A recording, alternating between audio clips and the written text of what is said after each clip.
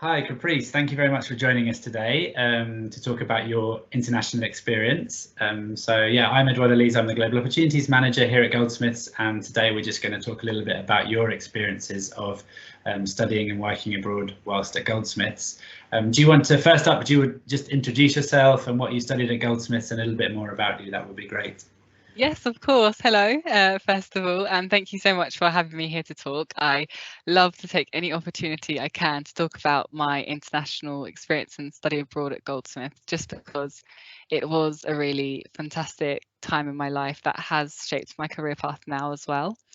So I'm Caprice, as as you mentioned, and I studied anthropology and sociology at Goldsmiths, and I graduated in 2019.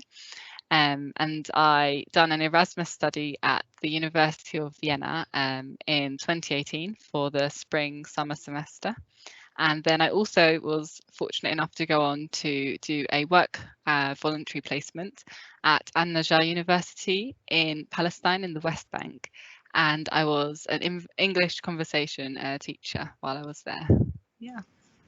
Fantastic. Yeah, two really exciting and quite different experiences, I guess there. So Yeah. shall we start with your Erasmus experience, and just do you want to tell us a little bit about that and kind of what that involved? Of course, yeah. So I went to Uni as the locals call it, and I went with, as I was doing a dual honours at Goldsmiths, so I chose to go with the sociology department, and this is how I ended up going to University of Vienna as opposed to the options offered by anthropology. And I studied sociology there. I was able to choose my modules beforehand, and I also opted to take a language course, so a German basic beginner language course, which was actually quite challenging because German grammar isn't always the most fun thing to study. But I felt that the language course was really great for me as I arrived a month earlier, so I was able to settle in, get used to my accommodation, also find my way around the city, and also get used to the university campus and make friends at the language course. So for me, the language course was a great way to start my study abroad experience. And yeah, I stayed in student halls with lots of international students, both Erasmus and from all over the world, studying for a semester or a year, or some had been there for 3 years. And this was also really wonderful because it placed you in the midst of almost like built-in friends. Everybody wants to meet new people, everybody's excited to be there. And also everyone how can I put it? They tend to have an approach, a very non-judgmental approach, very open to who you are and what you bring to the table. So it's a bit cliche, but you can almost reinvent yourself if you wanted to. It was a really fantastic time for me. Yeah, so that's so true, because I did Erasmus as well, and I just think Yeah. it is what I found really fascinating is that I kind of felt even more European, because you're just in with Yeah. lots of I went into Italy and I met lots of Italians, obviously, but actually it was all of the Germans, the Spanish, the Polish, it was fantastic for that. And yeah, you're right that you do, it just takes you out of your environment into a different Yeah. environment. You do develop in a different way, I guess. Yeah, I But agree. I mean, talking about development, what do you think you Yeah. gained from the experience of studying, in particular, in Vienna?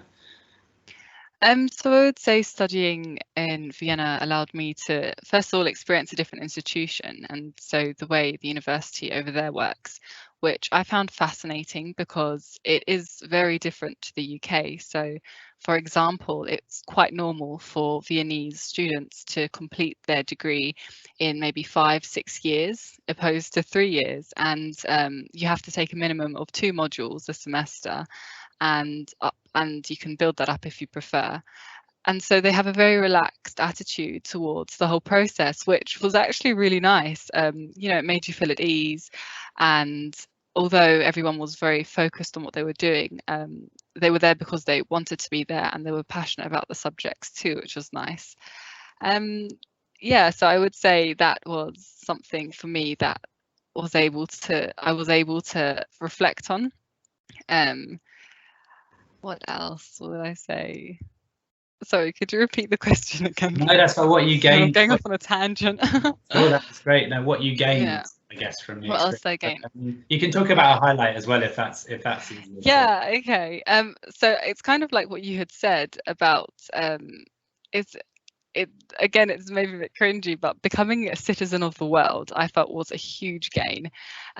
This is just because, you know, when you've grown up in England and it's all really that you know, um, it's not necessarily that you are closed to the opportunities of the world, but once you step over that boundary, all of a sudden your perspective widens slightly more, and you're able to meet and mix with people that, you know, speak 5 languages, and this is their 3rd time studying in Europe. Or, you know, like I met a German girl that she had spent the summer before in China studying at the University of Beijing, studying Mandarin, and now she was in Austria, and next she's going to Singapore. Like, and it's amazing that, you know, sometimes it's difficult for us to imagine ourselves in those positions until we're there mixing with these people that also do this on a regular basis. And it allows you to understand the potential that you also have, I think.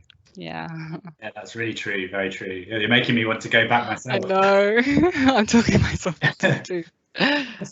Before we move on to your second experience, just were there particular challenges, and we discussed a little bit about also maybe the barriers that maybe would have put you off going, and early challenges that you found that you were there that you'd want to reassure people about kind of navigating through potentially? Yeah, I mean, definitely. So one of the main concerns I had before going was about racism, and this is because Austria, if you're aware of its history, well, I know you are aware of its history, but for anyone else watching, if they're unaware, it was under Nazi regime, not actually so long ago. So maybe our grandparents' generation would still have memories of it. And I was quite concerned if I would have to face any troubles. And actually, on my arrival, I remember I brought 2 suitcases and lugging the 2 suitcases onto the train, and there's this old man just staring at me, you know, not a friendly stare either, or a weird stare, but like a death stare. And I was like, oh my gosh, what do I do? But I think what I've realized for myself is that the few negatives that you may or may not experience on your study abroad don't really compare to the multitude of positives that you gain from the experience. And so although these things are difficult maybe to deal with or to overcome, you do have a lot of support. You can talk to you know, you guys back home. You can also talk to your friends and family. And also, as part of the Erasmus student network or the international student network group, you're not going to be the only one that is facing these difficulties there. So there is definitely always someone that, you know, you'll be able to talk through your concerns. Yeah, my second concern was the financial aspect. And I have to admit that the team were great in reassuring me on this, just because you guys were able to break down what I'd be receiving with regards to the Erasmus grant, and how it would support me through my study. So it made a difference. And you also get your student finance, which I didn't realise at first. So your student finance on top of the grant is actually more than enough to sustain yourself while studying abroad. Yeah. And I babysat. That's a really good point to highlight the student finance, actually, because I think people often forget and look at the kind of funding and think, oh, that's going to cover everything, but you do still get. And thank you also for highlighting racism, the kind of concerns around racism. So no students worry about that, and we have tried to work, you know, other students have talked about it as well, and we've tried to really, you know, it's something that we want to support more students before you go, to kind of understand understand those concerns, but also how we can support. And actually, if a student does face kind of racism whilst abroad, to let us know, to let the host university know. And I think your point about other students being around you, you know, talking to peers in particular is really helpful for that. So yeah, thank you for highlighting these challenges and issues. No, just before we go on to the next one, I also wanted to add something about that I've gained from my Erasmus study in particular. Okay, yes. So sorry, I had to go on, not to go on too much, but I ended up meeting lots of great friends there, and one of my friends in particular was Egyptian, and I then went to spend a summer. I was invited to their family's house, and I spent a summer in Egypt. But this also opened my mind to the struggles that other international students face trying to study in maybe Europe or America. And so he faced a lot of problems with visas and the cost of them and whatnot. And it really helped me to recognise the privilege I had holding a British passport. And so I actually went on to write my dissertation on, I'll read the title, it's Eastern Students Seeking Western Educations, Conceptualising the International Student.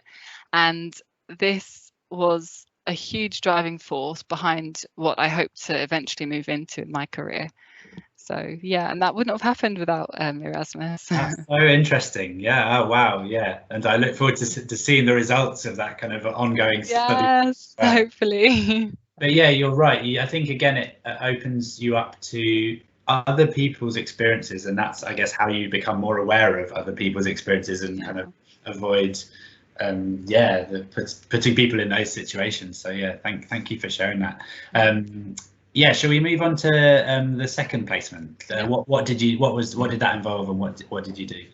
Yes, so this one I went to Palestine, to the West Bank, and when I normally tell people this, they're like, oh my goodness, travelled there, it's war torn, you know, like, isn't it really dangerous? And I also remember talking to you guys about it. I know, I think it was actually, you actually really made us think, and it was a really good moment for us as a team to consider what are the kind of requirements for going abroad. And we did want to support students to go safely to as many destinations as possible. So I mean, thank you for giving us that chance to kind of through, but yeah, carry on. Thank you also for actually being so supportive, really, and being so understanding and flexible in your approach to supporting me to go there.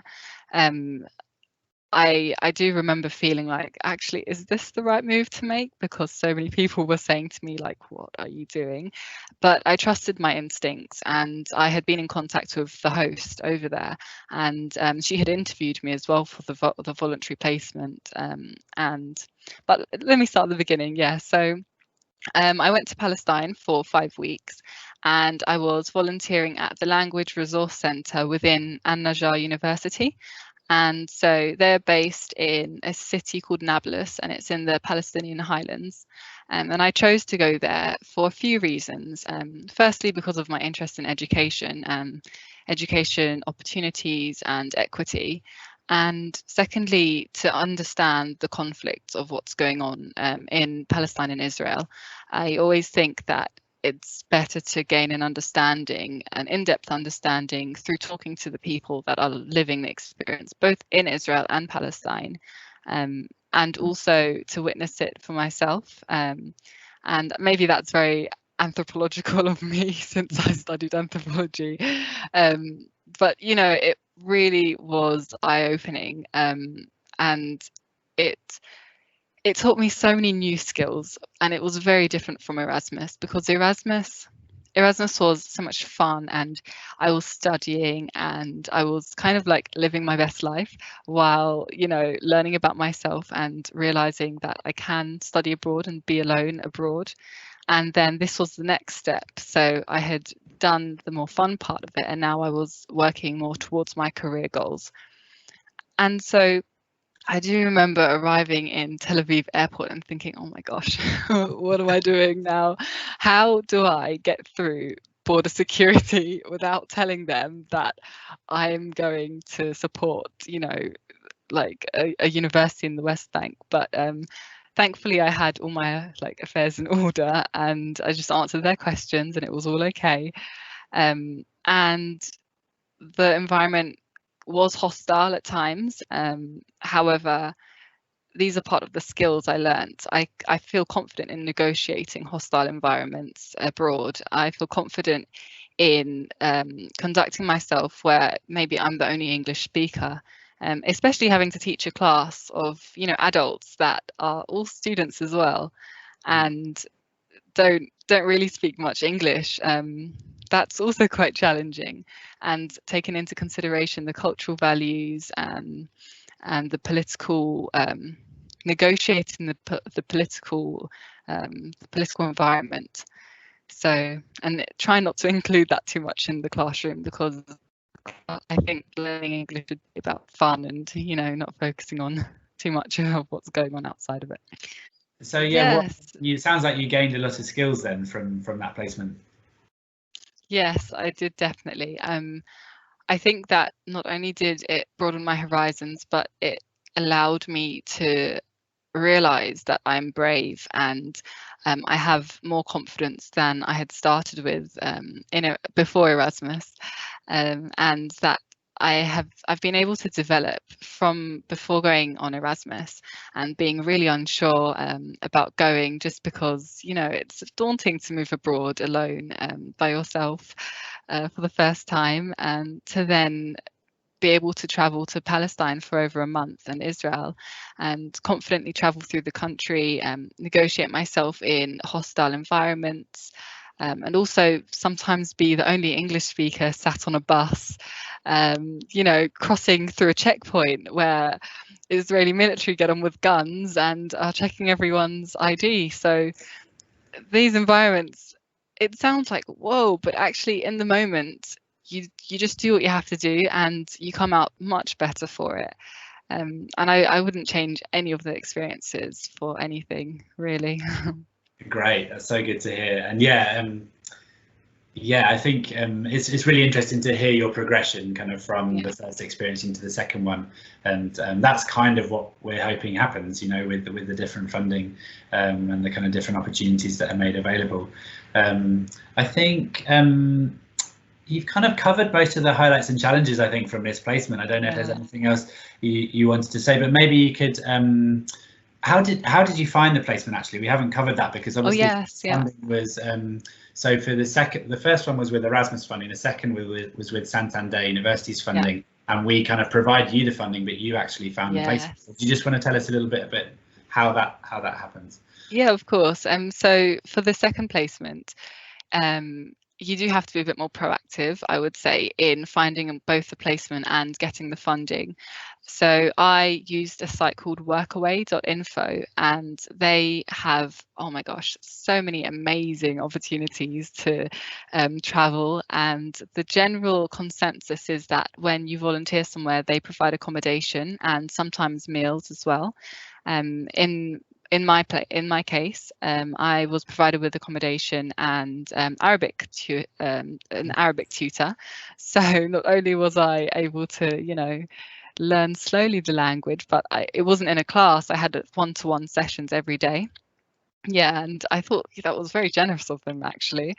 And even the apartment I stayed in, it was with two other young women, and the three of us became quite good friends from this experience. So yeah. With regards to the funding, so I had to write a personal statement expressing my motivations, what I hope to gain from the experience, and also highlight an itinerary that I hope to follow.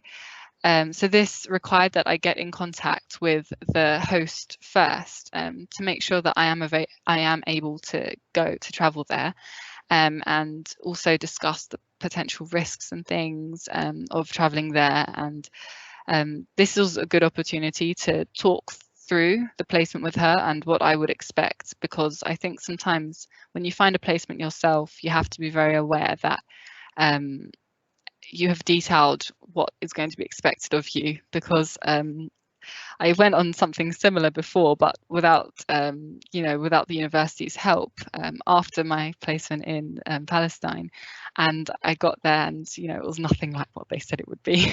Yeah, it's really tricky, isn't it? And we've had a few students who that's occasionally happened to, and actually even I did a volunteering kind of activity, and I got there and the hours hadn't been defined, and there wasn't the kind of accommodation shifted to something, you know, was going to be in a tent rather than a room, and I was kind of, that's not really yeah. So it is really important to get it written down and kind of really clarify what you're going to be doing, isn't it? Yeah. And I think that's where you guys also helped a lot, like the Go Abroad team, just because having your support meant that you also were able to contact the host and get it in writing. And I remember you asked my host to outline like the risk factors and and what all the plan in place if anything was to go wrong there. And, you know, without that, I think I would have felt a bit less secure going there. That was doubly important, I think, for the location, and not to kind of imply anything about the location. Of course, yeah. But yeah, in that particular situation, and actually we, I guess for other students' information, we would go on the Foreign and Commonwealth Office information and guidance, and actually for that area there wasn't guidance against travelling. But I think you had to travel through, obviously, through some areas that were more potential risk areas, so and that's where we had the additional factors in place. But I think it is important, it's because it's of the model, it is more that kind of students do their own risk assessment but with our support, but hopefully that also then helps you to feel more reassured that you know, those risks are kind of managed. Yeah, I think I'm trying to think if is there any advice you give? What about to someone who said, oh, I don't want to go abroad? What advice would you give to them? Yeah, I mean, I love to travel, so for me, I take any opportunity I can to go abroad and to meet new people and experience new cultures. But my advice would be to somebody that is apprehensive or not sure if it's really for them. First of all would be research. So if you have somewhere that you wouldn't mind going, for example, maybe Italy. You said you went to Italy on your Erasmus. Oh my gosh, I would have loved to have gone to Italy as well. Just research the university, watch stuff on YouTube about it, kind of get your mindset, prepare your mindset to the possibility of going. And then also take into consideration that, you know, these opportunities don't come very often either. I'm currently doing my master's now at Birkbeck, and unfortunately they don't have these opportunities, and they don't have a Go Abroad team that provides so much support. And I really wish they did, because I would also snatch the opportunity. So yeah, I think that, you know, having the support available, also the funding available, it's a really, really great opportunity. And another thing is that just apply, even if you haven't quite decided yet and you're not fully convinced. This is what I do generally in life, is that I apply to every opportunity that I can find, and then when the opportunity arises, I make my decision. Maybe it's a bit cheeky, but then that way you keep as many doors open for yourself as possible, because, you know, things change, your mindset changes, and you know, you're applying in March now, and you may only be going in July or maybe even September, and you don't know what position you'll be in then. And it's just really good to have the chance to go. That's really good advice, actually. Although, obviously, we don't drive you guys mad. No, but you know what? Actually, the recruitment process, or the kind of application process, is almost as important for you as it is for us, because and this is for jobs as well. You know, you go through something and you kind of go, actually, yeah, I do want to do this, or you get the funding and you kind of feel in your heart, well, actually, maybe it's not quite what I want to do. Then you could maybe withdraw before the funding gets paid. But you know that, yeah, I think that's really good advice to kind of suggest to people. Yeah. I don't want to take up too much more of your time, but I did have one final question, I guess, which is, how has it impacted on your life post university, the international experience? Yes, of course, as well. Oh, so I'm grinning from ear to ear, just because I know it probably seems like, oh, really, it was that amazing, but it really was, you know. So as I had mentioned, about my dissertation was about education opportunities for students from outside the West, and then I went on to teach English in Palestine, working with vulnerable people, also immigrants and refugees. And then from there, now I've decided to study my master's in human rights law, and this is to essentially gain a better understanding of how the laws actually work in favour and against people interested in migrating to better their futures. I'm also very interested in sustainable education and sustainable development, because I do believe that education can uplift communities out of poverty.